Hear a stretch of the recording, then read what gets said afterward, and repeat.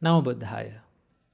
We all know that letting go of the anger, letting go of the resentment is not as easy as we think, right? People might say to us, let it go, forget about it, don't think about it, and what had happened, happened. But the person who is in that situation, person who is really dealing with that person or that problem, only knows how difficult it is and how painful it is to experience that. But here's the thing, if we need to be at peace, if we need to make peace with ourselves, we need to learn a way of thinking and a way of dealing with these kind of people and these kind of situations. And that is why I need to introduce you to a way of thinking that Buddha taught us to do, to deal with such people and to deal with such situations, right? The reason why I needed to make this video is that the other day I was reading this sutra and I came across this one part of this sutra, which is I find really inspiring and really valuable advice from the Buddha. So first of all, let's take a look at what Buddha has to say about this. The Buddha says, one may apply to that person the fact of ownership of karma. Let's name this way of thinking as the ownership of karma. The Buddha says, this worthy person is the owner of his actions, the heir to his actions. His actions are the womb from which he has sprung, his relations and his protection. Whatever he does, good or bad, he will be heir to that. To remove the grudge or remove the resentment of someone, the Buddha advises us to look at their karma. Now, what do you mean by karma? Karma is the action, karma is the intentional actions that we do from our body, from our speech, and from our mind, right?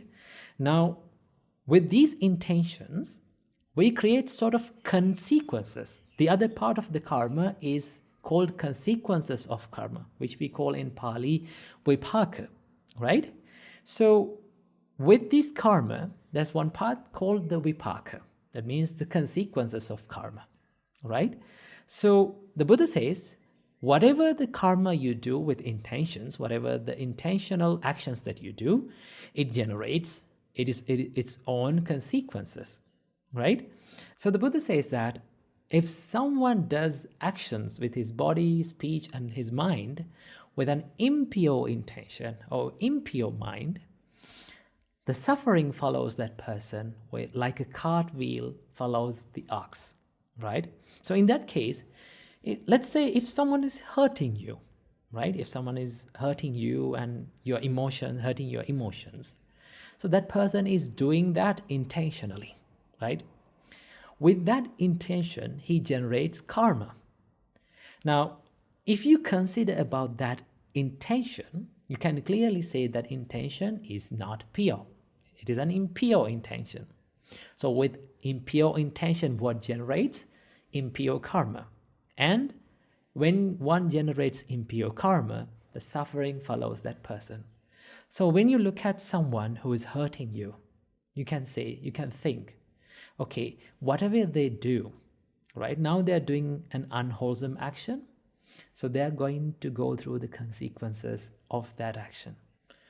And whatever I do, right, how I react to that situation, how I react to their expressions and their way of behaviors is my karma.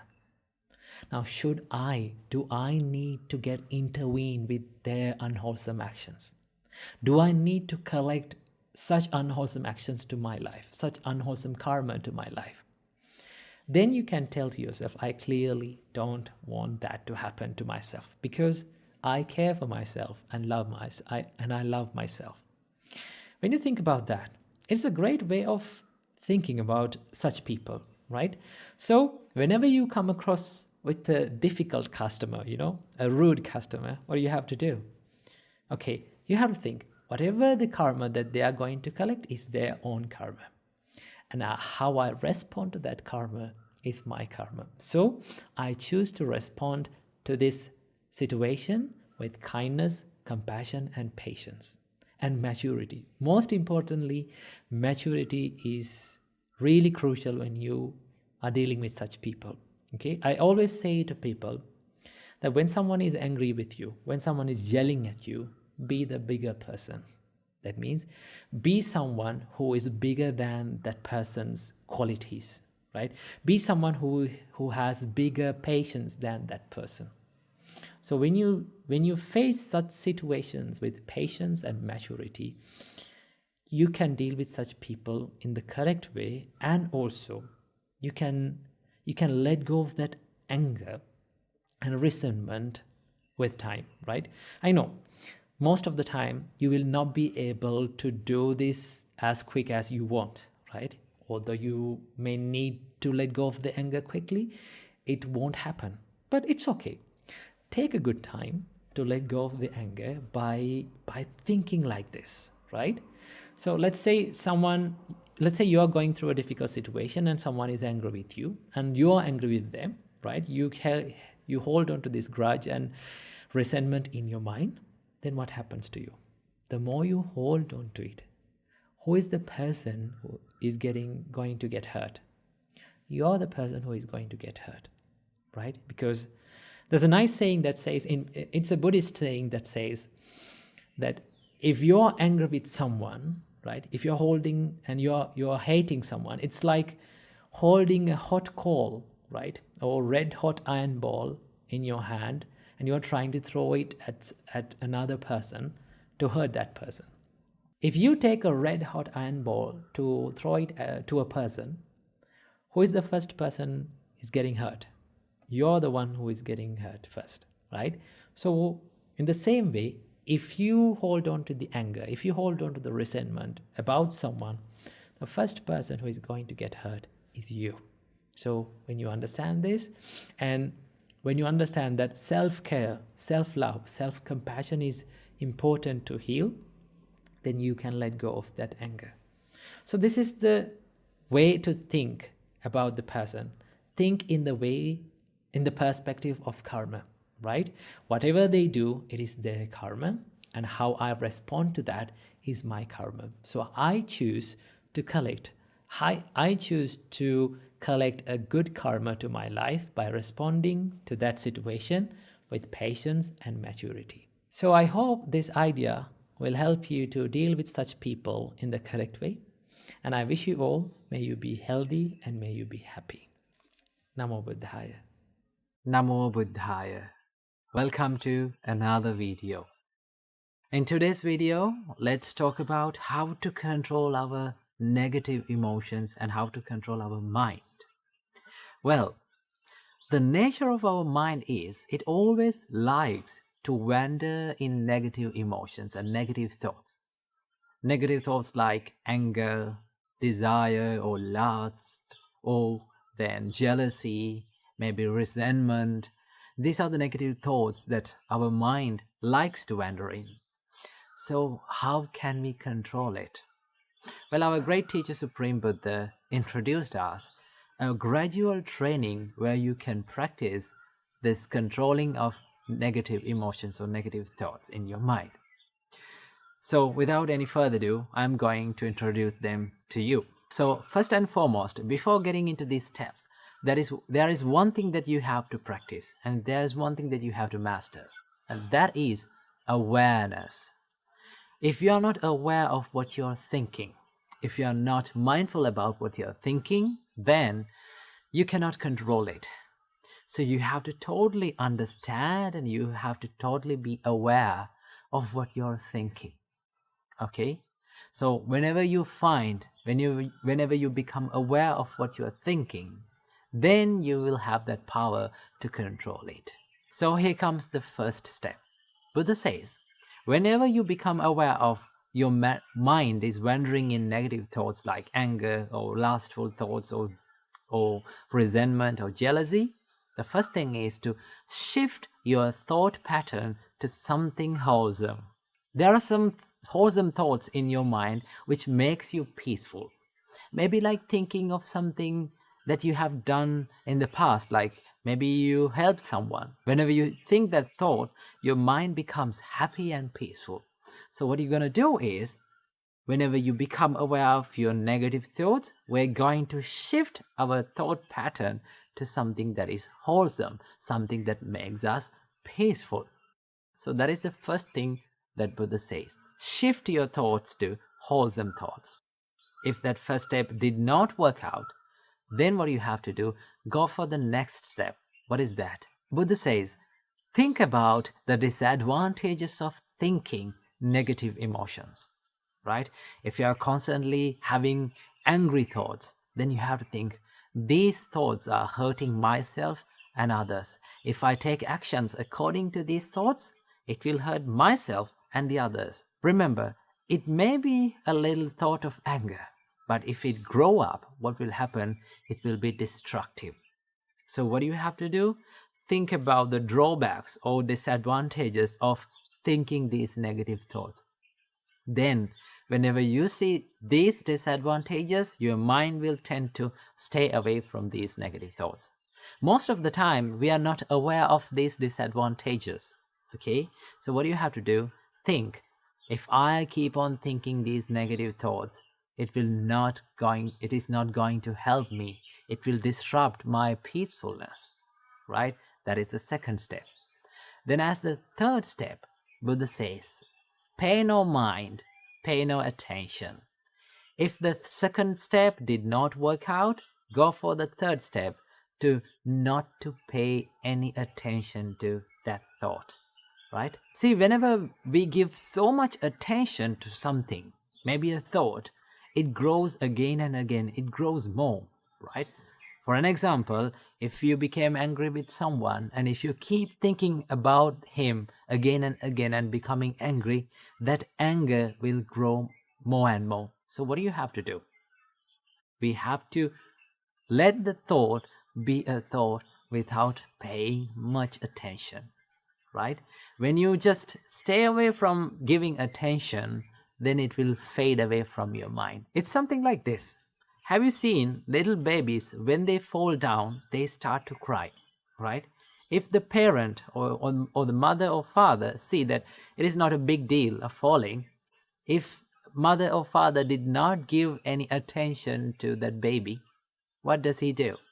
He just don't care about that. He will stop crying. Same thing goes with our mind. If we did not pay any attention to that thought, right? If we did not care about that thought and just let it go and let it pass away from our mind, then it will fade away.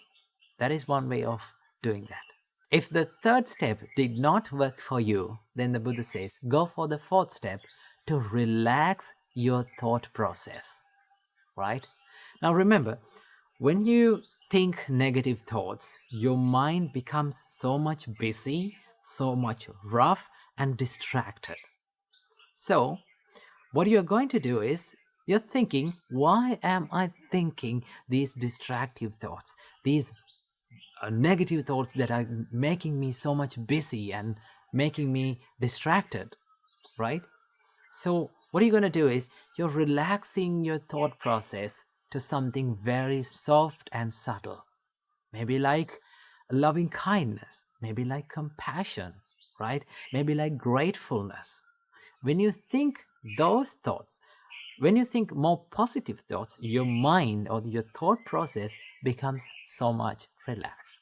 And then if the fourth step did not work for you, then it comes the final step. This is something that we have to do with a great care. I do not recommend for everyone to do this. This should be done with a great experience and a good practice, right? And that is to crush your thought with awareness, right? You have to be totally aware of your thinking pattern and have a good determination to your mind that I am not going to think these negative thoughts, right?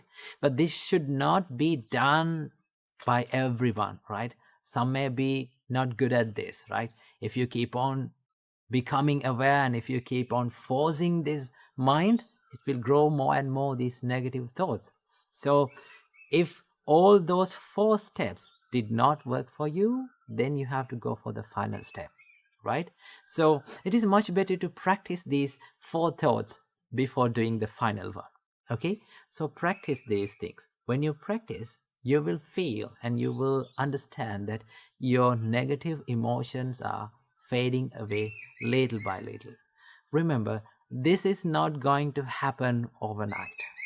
It will take a long, long time to do this, but you have to keep on practicing, keep on doing it, make it a habit, and then you will become a master of it.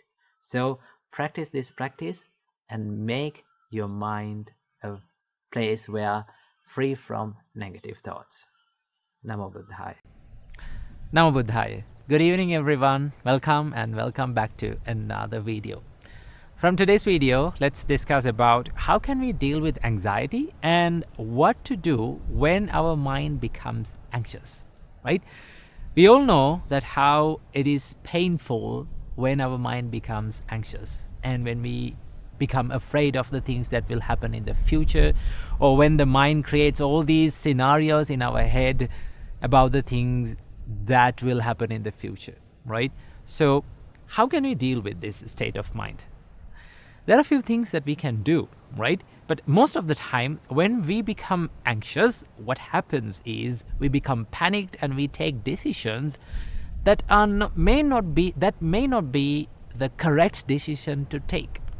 Okay, so today I'm going to be sharing with you few things and few advices that I have given and that helped me a lot personally to deal with this anxiety. So the first thing that you have to do is, first, you have to be aware of your mental state, right? If you're anxious, if you're afraid of something, the first thing is to be aware of it and to accept it, right? Most of the time, we pretend not to be anxious. We pretend not to be fearful about the future, and we try to reject that state of our mind. The more we reject, the more it persists in our mind. So that is why the first step is to acknowledge and accept your current state of your mind. If you're anxious, just say to yourself, okay, now my thoughts are in anxiety mode. Right? My thoughts are anxious. I am fearing about certain things.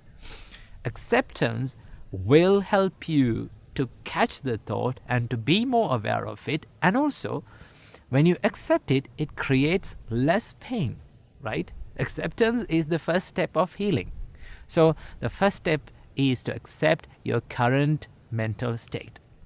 And the second step is, this is amazing, once you understand the current state of your mind, what you have to do, the biggest advice that I have given about anxiety is do one thing at a time, right? Take one action at a time, right? We all know that when we have lot to do, right? When we have many jobs to do, what happens? We start thinking about everything, right? We started loading these thoughts into our mind every time, and we try to do all at once. But in reality, we can't do all at once, right? One thing that we can do is we can take one job, one action at a time, and do that, right? So how to do this? First of all, to clarify your thoughts and to be clear about what you have to do and what you can do and cannot do, first, sit down in a quiet place, take a piece of paper and write down all the things that you are fearing about, and write down all the things about the current situation that you are in. And also, most importantly, you have to write down the things that are in your control and things that are out of your control. When you clarify these things, you can take actions upon the things that are under your control. So one thing that you can do is sit down, write down all the thoughts, write down current situation of your life, and write down all the things that are under your control and not under your control, so that you're very clear about what to do and what not to do, right? So when you clarify that and take one action, just one action, and what you have to do, just execute that action, right? Don't try to do all the things, just pick one action and do it at one. It's something like this, right? Something like you're grabbing a bunch of oranges, right? What will happen if you try to grab a bunch of oranges at once? You can't grab all of them, right? It will fall, they will fall. So one thing that you can do is pick a basket, take one orange at a time and put it into the basket.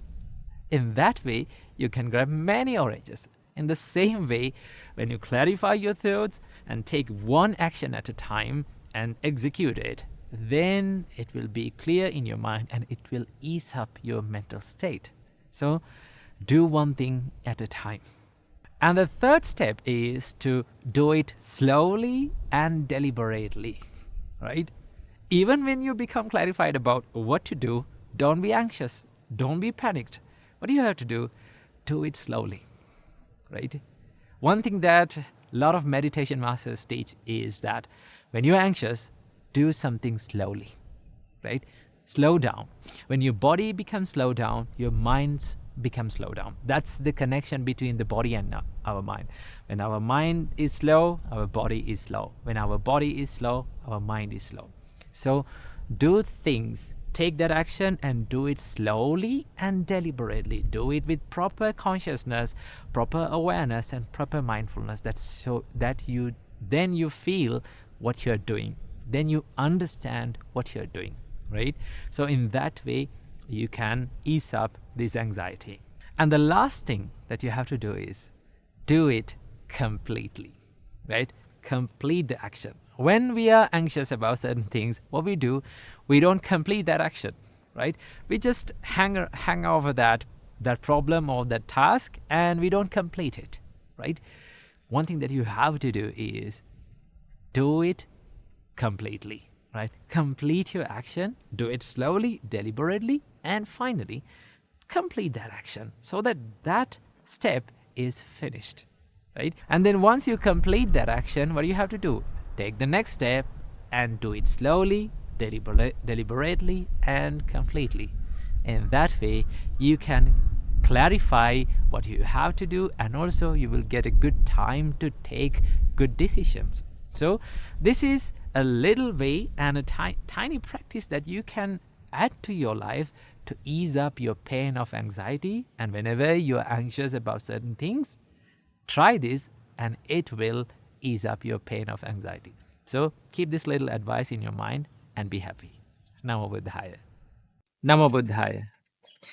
If you take a healthy seed and plant it in an infertile pot or infertile soil, what will happen to the seed? Slowly by slowly, it will start to die. It will never grow. The problem was not in the seed. The problem was in the environment. Same goes with our life. Although we are good people, although we have good qualities inside us, the environment or the people around us can affect the good qualities and can affect our inner values. And that is why in Buddha's teachings, the biggest amount of focus is given for the people who we associate. At one time, Venerable Ananda asked from the Buddha, says to the Buddha, I think half of this Buddhist practice depends on who we associate, or half of the Buddhist practice depends on good friends. Then the Buddha said, Ananda, do not say that. Ananda, the full Buddhist practice, the fullest Buddhist practice depends on, the whole Buddhist practice depends on having good friends and having better friends.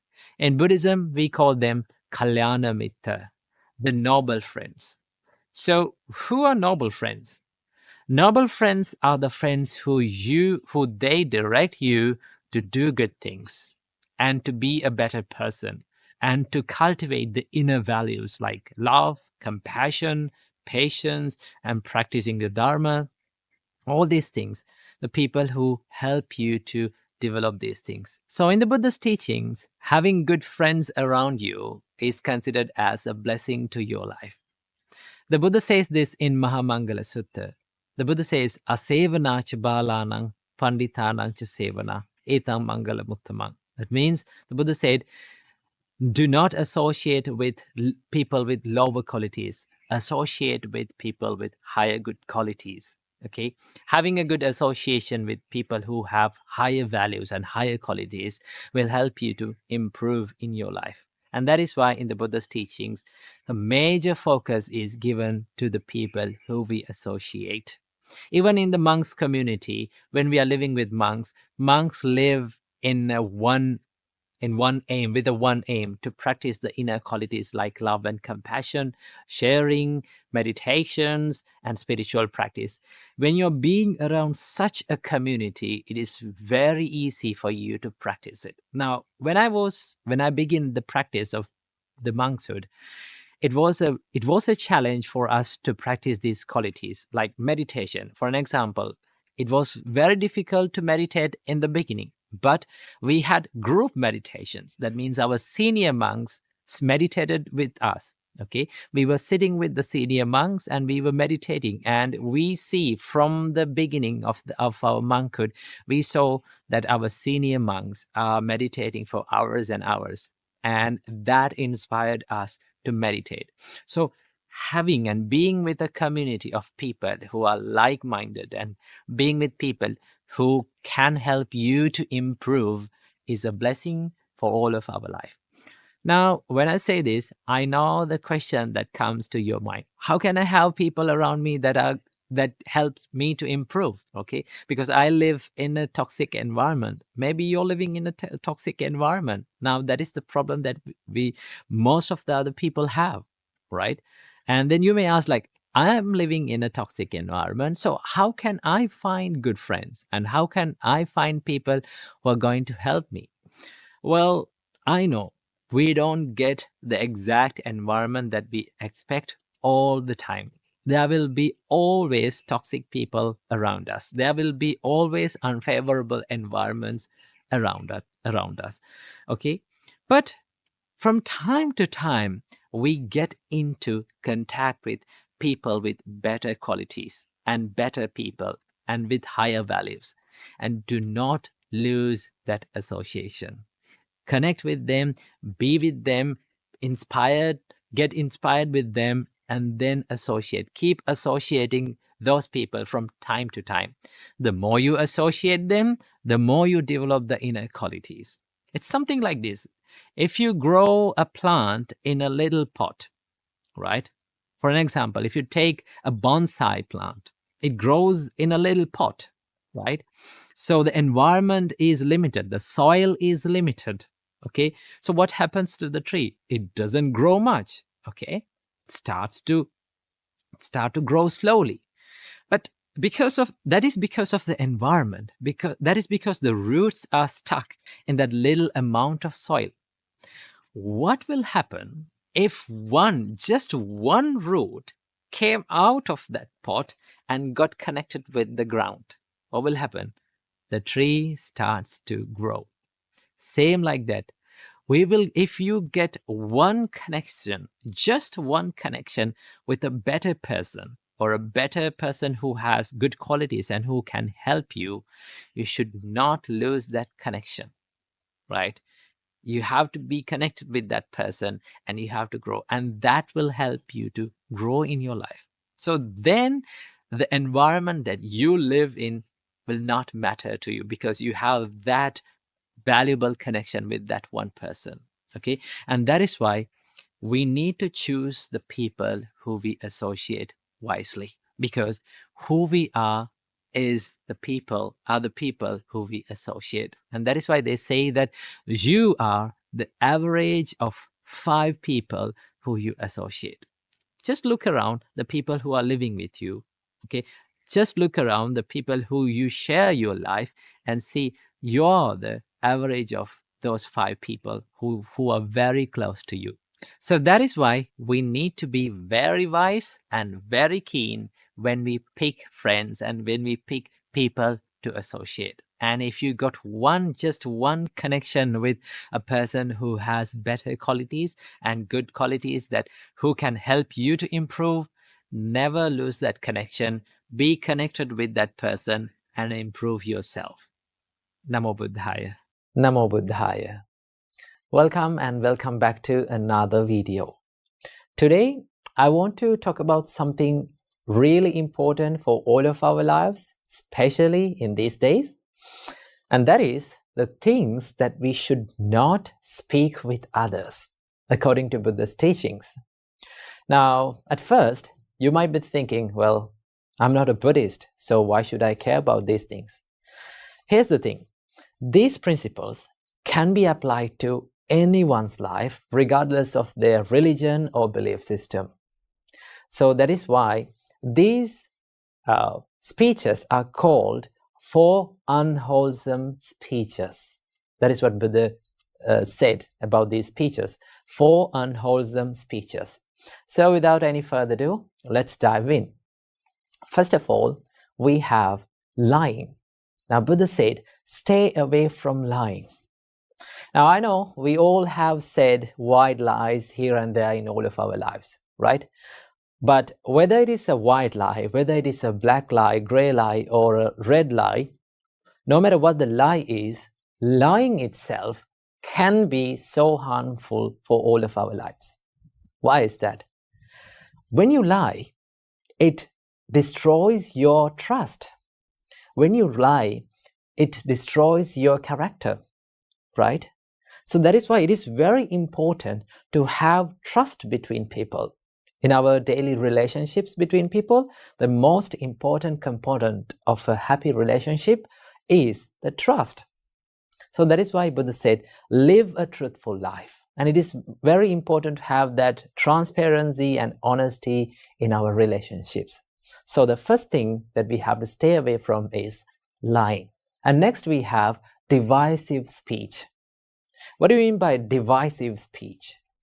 Divisive speech is all about creating drama between people or creating conflicts between people using your words, right? It can be gossiping or it can be talking behind someone's back, right? I must say that when you talk these words or when you use this divisive speech, it is not a good thing for your life. And also it is not a good thing for other people's relationships. So Buddha said, do not use this divisive speech. Do not break the relationships between people using your words. Most of the time, we use the divisive speech out of jealousy or out of anger. So that is why it's very important to stay away from divisive speech. And the third one is, Buddha said, stay away from harsh speech. Now, when someone is calling you or when someone is treating you with rude words, how do you feel? Now, we all have been in this receiving end of such speeches, no? How did you feel? We felt sad. We felt depressed. We felt down about ourselves.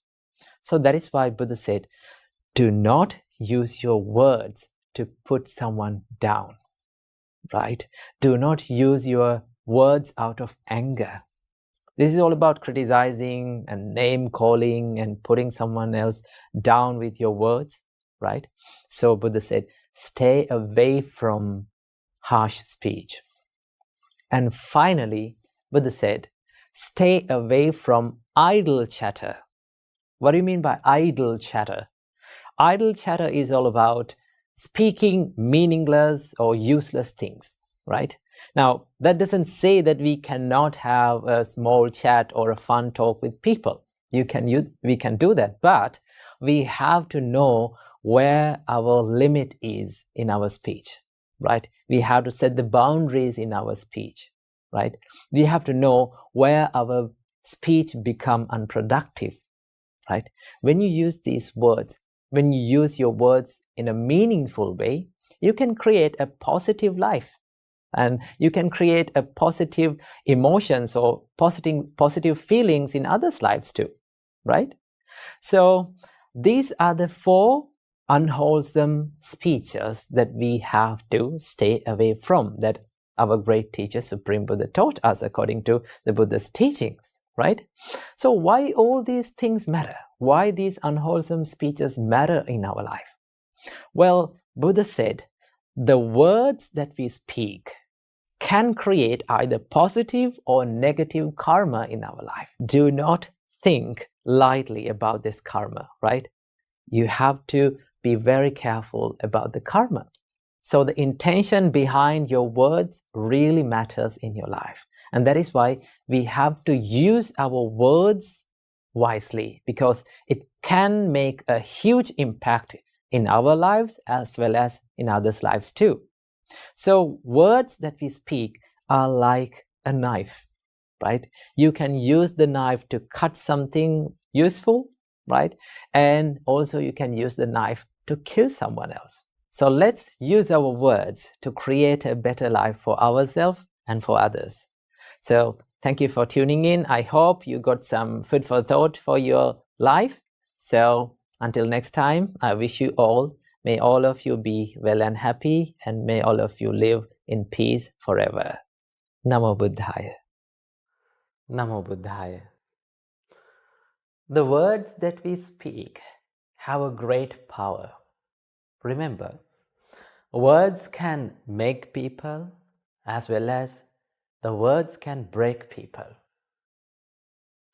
Therefore, our great teacher, Supreme Buddha, advised us to speak always the nice words. Supreme Buddha advised us, you should not speak harsh words. Supreme Buddha said, Mavocha parusang kanchi. Do not speak harsh words. Why? If you speak harsh words, you will be spoken harshly by someone one day as a result of that action. That is the law of karma. Supreme Buddha said, Dukkahi sarambhakatha.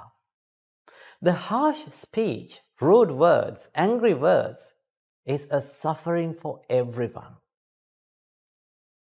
If you speak harsh words, you will be spoken harshly one day. That is the result of those actions.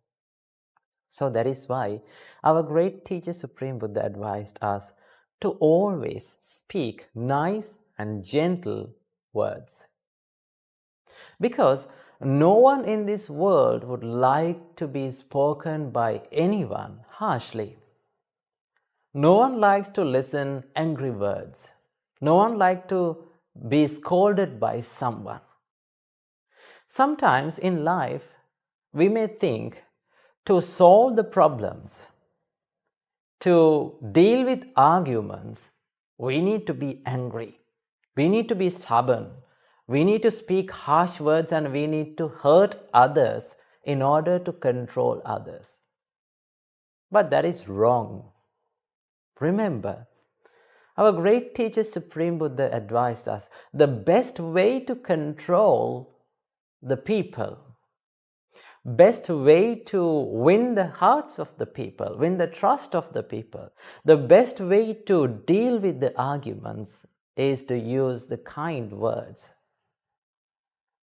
The perfect example for controlling people with kindness is our great teacher Supreme Buddha. Supreme Buddha never used harsh words, angry words to control people, to tame people. Supreme Buddha used the kindness, compassion, loving and pleasurable words to speak with people. That is why millions and millions of people loved the Supreme Buddha in the Buddha's time. They loved to listen to the Supreme Buddha's words. They trusted the Supreme Buddha's words because it was very nice. It was kind. It was gentle and it was healing like cool water.